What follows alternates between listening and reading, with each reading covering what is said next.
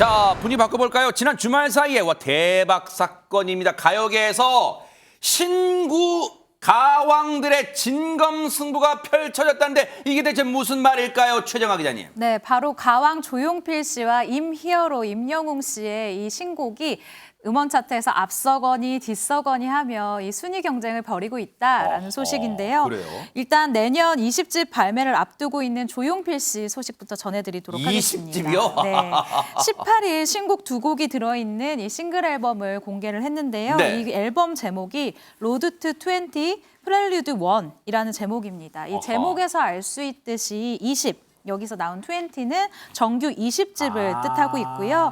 내년 말에 발매를 목표로 하고 지금 작업을 열심히 하고 있다라는 소식을 들었어요. 이 정규 20집을 향해 나아간다라는 제목을 그대로 담았고요. 네. 이 서곡이라는 뜻의 프렐류드 역시 이 정규 최정아님 20집. 영어 잘하네요, 진짜. 네, 살짝 맞아요. 공부를 해봤습니다. 네, 20집의 전주곡이라는 의미를 담고 있는데 이 두 곡 찰나 그리고 세렝게티처럼 이 두 곡을 선보이면서 20집을 향한 이 여정을 본격적으로 시작한 셈이다라는 해석이 가능합니다. 어허. 그리고 무엇보다 이 찰나라는 곡에는 짤막한 멜로디 랩, 요즘 말로 싱잉 랩이라고 요즘 힙합 가수들이 쓰는 이런 방법인데 네. 또 역시나 이 세대를 앞서가는 이런 시도를 한 게 눈에 띄고요.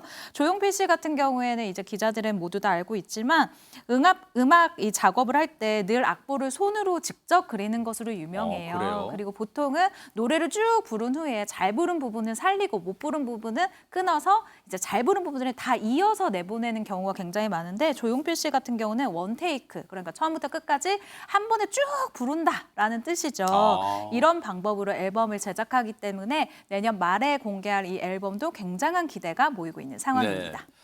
사실 조용필 씨의 그 수년 전에 바운스 노래 나왔을 때도 선풍적이었잖아요. 정말로 예상을 깨고 젊은 분들한테까지 선풍적 인기였잖아요. 빤스 빤스 뜨근데 막 그런 노래 있었잖아요. 네, 죄송합니다. 네, 우리를 이렇게 죄송하고요. 그런데 이 신곡이 나온다고 예고가 됐을 때부터 많은 기대를 모았어요. 실제 어떤 노래인지 들어보시고 이어가 보도록 하겠습니다. 재미없기로 소문났었던 내가 썰렁한 말에 실없이 웃고 많이 들뜨네 봐봐 모두들 멋쩍은 눈빛 나조차 적응이 안돼 사람의 일은 알다 모르지 반짝이는 너 흐트러진 나 환상적인 흐름이야 어쩐지 느낌이 달라 낯설은 세상이 너 혼자 몰라 생각해봐도 우리 마주치던 순간에 나는 분명하게 기억해 결정적인 찰나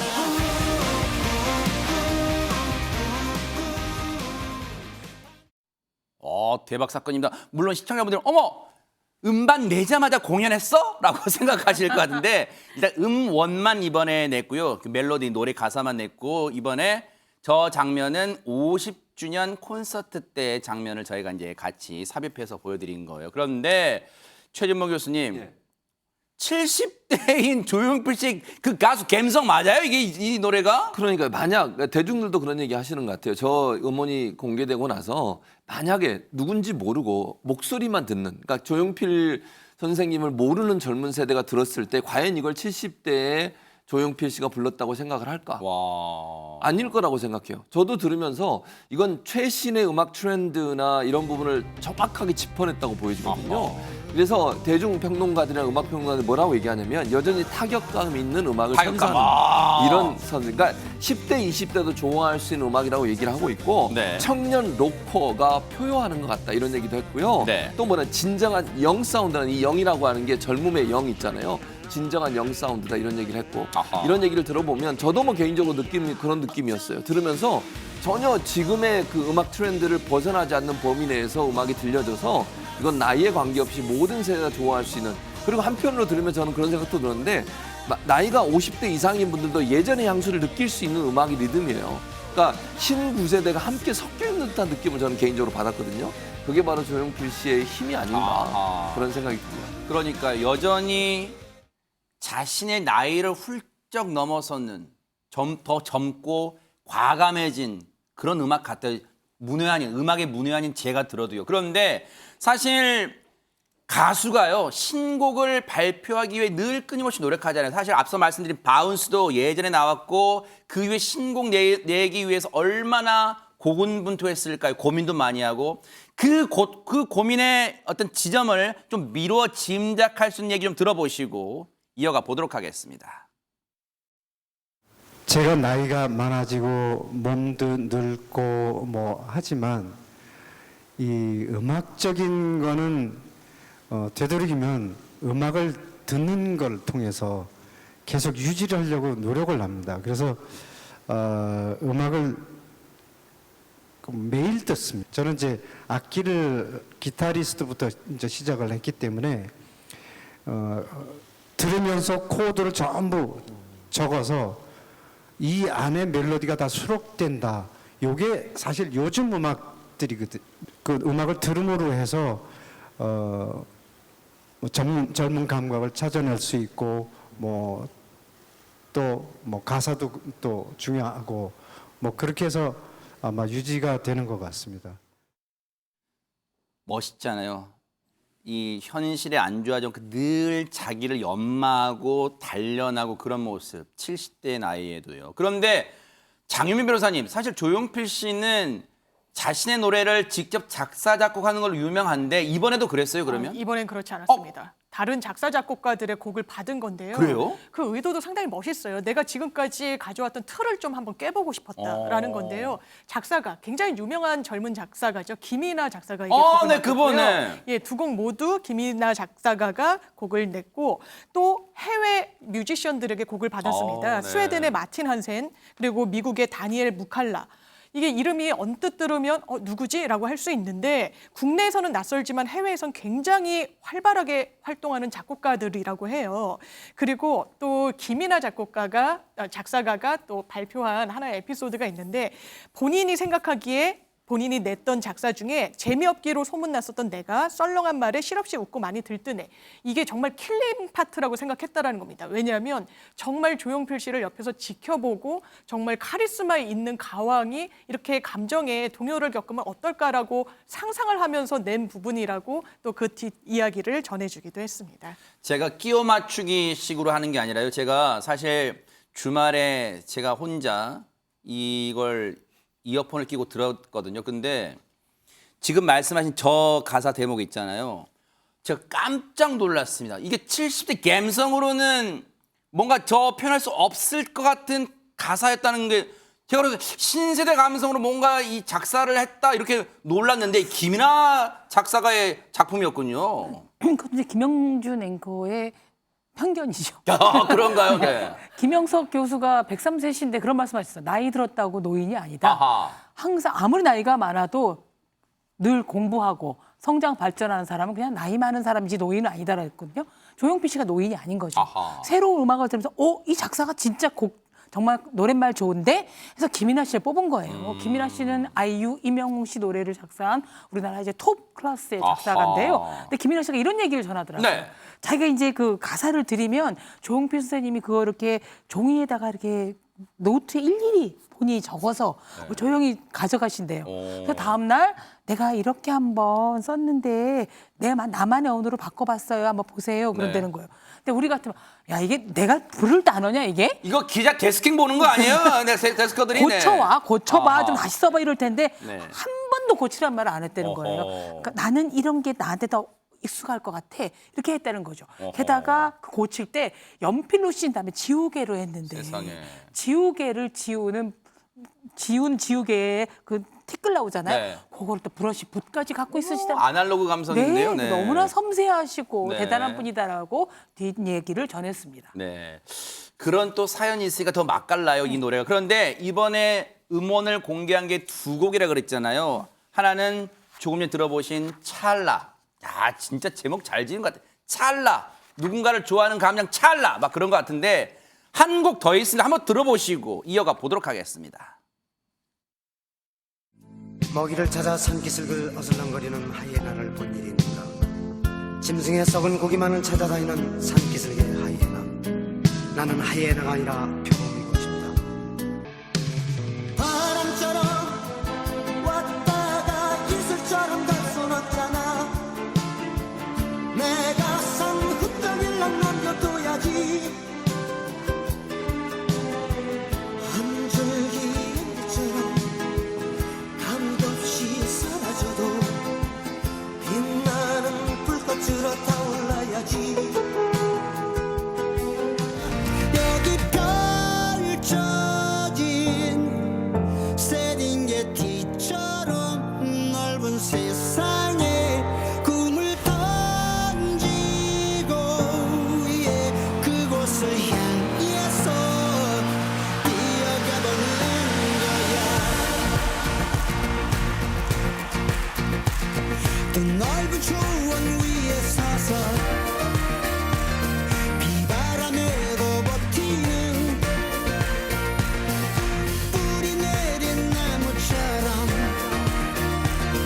온몸으로 버텼어. 네 같은 생각에 갇혀선 안 되지. 그럴 땐 힘차게 이게 새로 나온 이 두 번째 두 곡 중에 하나 세렝게티예요. 그런데 박성배 변호사 앞서 이제 좀 킬리만자로 표범 들려줄 때 뭐야 신곡이라며 하고 놀라셨을까 시청자분인데 킬리만자로 표범은 정말 유명한 곡이었잖아요, 진짜. 먼저 나온 노래는 킬리만자로의 표범이고 뒤에 나온 노래는 신곡 세렝게티처럼입니다. 네. 그런데 킬리만자로와 세렝게티 모두 탄자니아를 대표하는 명소라는 공통점이 있습니다. 그래요? 모두 아시는 것처럼 조용필 씨 지난 1985년에 킬리만자로의 표범을 발표하면서 큰 히트를 칩니다. 그로부터 13년 뒤 1998년에 국빈 방한한 당시 음카파 탄자니아 대통령이 우리나라의 명산을 알려줘서 고맙다면서 조용필 씨에게 감사패를 수여한 적이 있습니다. 진짜예요? 탄자니아 정부는 감사패 수여에 그치지 않고 그 이듬해인 1999년에 조용필 씨를 현지에 초청합니다. 어머. 현지에 도착한 조용필 씨 SUV를 타고 킬리만자로뿐만 아니라 세렝게티 국립공원도 방문하게 되는데 야. 당시 끝없이 펼쳐진 세렝게티 평원에 조용필 씨가 깊은 인상을 받았나 봅니다. 귀국 직후에 1999년 10월 예술의 전당에서 대중가수로는 처음으로 공연을 하게 되는데 그 기자회견에서 세렝게티를 소재로 한 노래를 만들어서 부르고 싶다는 말을 하게 됐습니다. 어머. 세렝게티 하면 여러분 기억속엔 주로 모르긴 몰라도 동물 다큐멘터리에 나오는 그런 이 지명이었잖아요. 임팔라, 기린, 얼룩말, 코끼리 막 등장하면서 저 드넓은 평야를 막 뛰도는 세렝게티 그 지명으로 알고 있는데 대박 사건 이런 또 의미가 담겨 있어요. 그런데 그때 탄자니아에서 기억이 강렬했던 거예요. 조용필 씨한테는 어떤 겁니까 이게? 네, 그런 것 같습니다. 이 특유의 생명력이라는 것이 조용필 씨가 작사 작곡을 직접 하는 입장에서 아마 가장 큰 영감을 주지 않았을까라는 생각이 드는데요. 인간의 고독과 포부를 이 설산에 오르는 표범에 비유한 킬리만자로의 표범. 이 당시 가요 문법, 사실 지금 가요 문법으로도 정말 이 이례적인 장문법이 아닌가 싶어요. 장문의 내레이션이 나오고 또 이 곡의 길이가 무려 5분 23초입니다. 하하. 조용필 씨 자신도 나는 이 가사를 외우는데 애를 먹었다라고 말을 했을 정도로 굉장히 긴 가사가 유명한데요. 파격적인 구성과 깊이 있는 가사로 대중들의 애창곡이 됐고요. 발표 30년이 훌쩍 지난 지금까지도 조용필 씨의 대표곡 가운데 하나로 손꼽히고 있습니다. 네. 조용필 씨 2001년도에는요. 외국인으로서는 처음으로 이 탄자니아의 문화훈장을 받기도 했는데요. 네. 이렇게 가왕의 내리에 깊이 남은 세렝게티의 풍경이 방문 23년이 지나도록 지금까지도 있는 것 같아요. 아하. 세렝게티처럼의 이 데모곡을, 그러니까 곡만 처음 딱 들었을 때 20년 전에 방문했었던 바로 그곳의 광활한 대지 하늘이 연상되는 느낌을 받았다라고 얘기를 한 거 보니까요. 정말 아티스트는 영감으로 먹고 사는 게 아닌가라는 생각이 듭니다. 네. 어쩐지 제가 노래방에서 킬리만자로 표범 부르면 사람들이 째려본 이유가 있었거든요. 5분 23초였습니다. 아이고 죄송합니다. 그때 같이 갔던 분 죄송해요. 자, 그런가 하면 가왕 조용필 씨가 정말 옛 가수의 어떤 탑이라면 이제는 신가수, 새롭게 떠오르는 그런 4세대 영웅 이분이 아닐까 싶어요. 자, 이분 노래도 들어보시고 이어가 보도록 하겠습니다. 가슴 저리는 게 사랑이 아니라 그 누가 뭐라던가 심장이 뛰는데 아프게 뛰는데 이게 사랑인 거야. 운명 같은 밤 너를 만나 영원하자고 외쳤던 그 밤 네가 날 잊어도 난 널 꺼내볼 테니까 언제나 나를 따스하게 감싸준 널 사랑했다. 운명 같은 밤 너를 만나 셀 수 없이 많은 날 함께했지. 사랑했어요 아주 많이 사진첩 속에 그대여.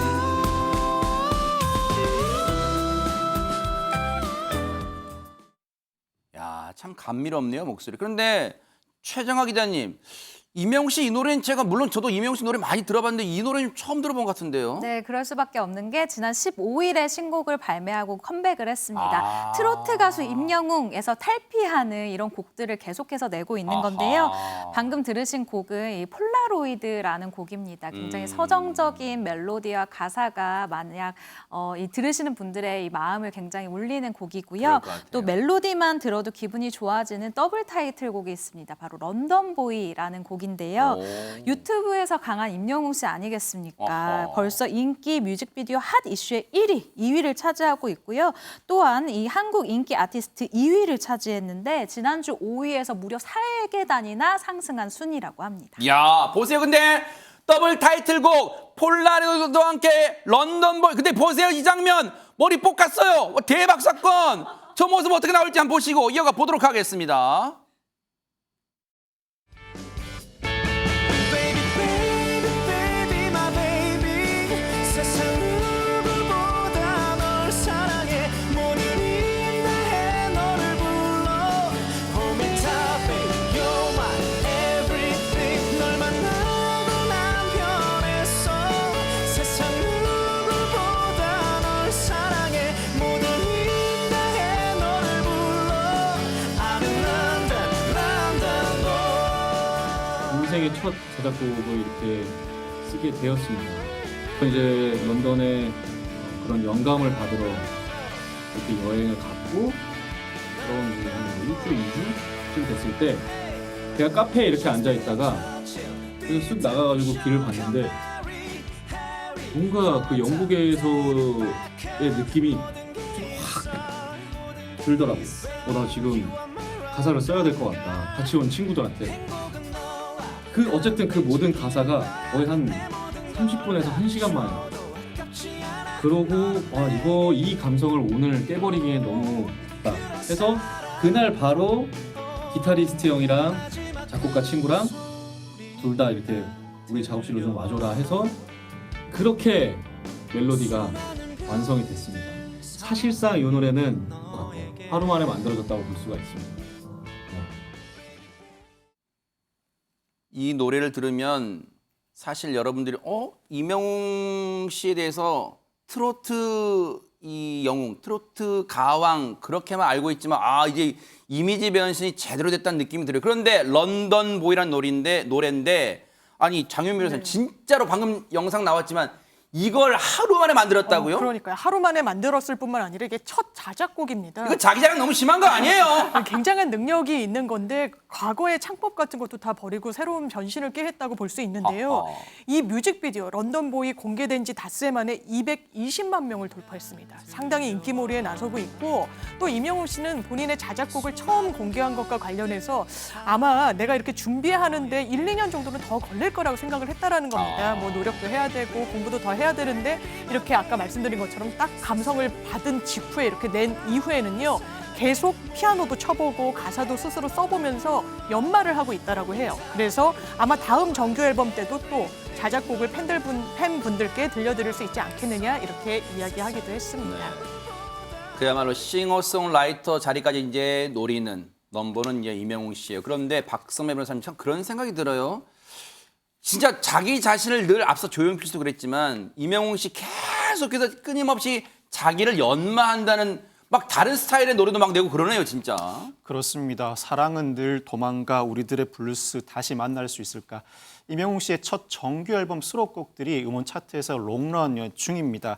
한 실시간 음원 차트 100위권 내에는 이명웅 씨의 노래가 무려 13곡이나 대박 포함되어 있습니다. 사건. 변신의 변신을 거듭하지 않으면 이루어낼 수 없는 성취라고 할 수 있죠. 당연히 이번에 발표한 신곡도 차트에 진입했고 인기몰이는 여전히 진행 중입니다. 야, 이명웅 씨가 저렇게 탑 100곡 안에 13곡이나 혼자 와 대박 사건이잖아요. 근데 이렇게 히트곡 많다 보니까 이제 그런 기대가 있잖아요. 콘서트 언제 열어요? 나 그거 가고 싶어요. 막 그런 생각 하실 거예요. 이명웅 씨 팬들이 이명웅 씨한테 하는 말이 뭔지 아십니까? 뭘까요? 주제 파악 좀 하라는 거예요. 어머, 그렇게 심한 말을? 네, 왜냐하면 어떻게 한 군데서 한 가지 공연만 하냐는 거죠. 어허. 전국에 그냥 서울에서 한 5번 하시고 부산서도 10번 좀 하셔야지 아. 이렇게 한 군데서만 하다 보니까 연말에 부산 서울권 다 매진됐고요. 이거는 광속으로 클릭해도 안 된다 그럽니다. 진짜요? 그래서 최대 15만 원짜리 콘서트 티켓 가격이 네. 암표로 어머. 60만 원까지 올랐음에도 아이고. 불구하고 살 수도 없고요. 이게 불법인 거 알지만 제재할 방법도 없다 그럽니다. 아이고. 또 이제 이명웅 씨가 또 팬들 사랑을 또 확인해 또 한 말씀 죄송합니다. 제 탓은 아니지만 다 보여드리고 싶은데 못 보여드려서 그래요. 얼마나 상심했겠습니까? 그 상심, 속상함을 기쁨으로 바꿔드릴 수 있도록 많은 사람들을 함께 고민하고 아유. 준비하고 있습니다. 제가 더 큰 우주로 보답하겠습니다. 야. 라는 얘기를 했습니다. 인성도 기특하기 가비시네요. 짝이 없습니다. 네. 네. 이명웅 씨 인성도 참 갑이에요. 그런데 우리가 참 이명웅 씨 콘서트는 못 가더라도 이명웅 씨 노래를 들을 권리와 또 자유는 있잖아요. 있죠. 들려드릴게요. 듣고 이어가 보도록 하겠습니다. 왜 도망가 수줍은 아이처럼 행여놓아 버릴까봐 꼭 움켜쥐지만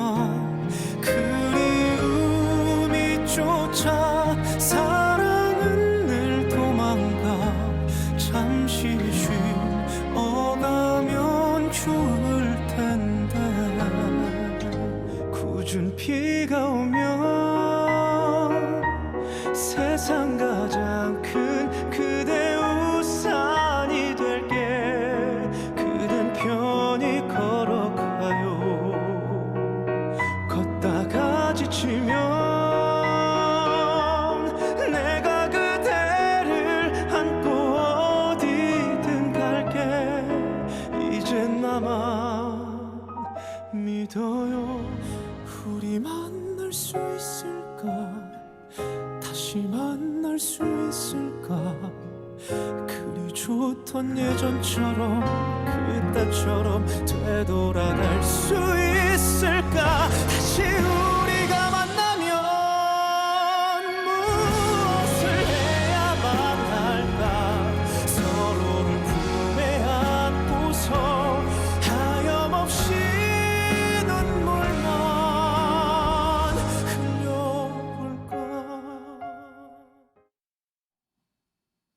흘려볼까 좀 더 들려줘요. 진짜 잘 부른다. 대박 사건. 근데 최재원 교수님, 네. 앞서 뭐 인성 얘기도 했습니다만 팬 사랑에 참 많이 보답하는 것 같아요. 그렇죠. 이명웅 씨. 팬의 진심이에요. 이명웅 씨 같은 경우 팬 미팅도 하고 팬들이 요구하는 것들을 가능한 한 많이 들어주려고 노력하는 그런 스타일인데 팬이 미션을 하나 줬대요. 그게 그래요? 뭐냐면 혹시 군고구마 장사를 한번 해보시면 어떻겠냐고 어머. 판매를. 네.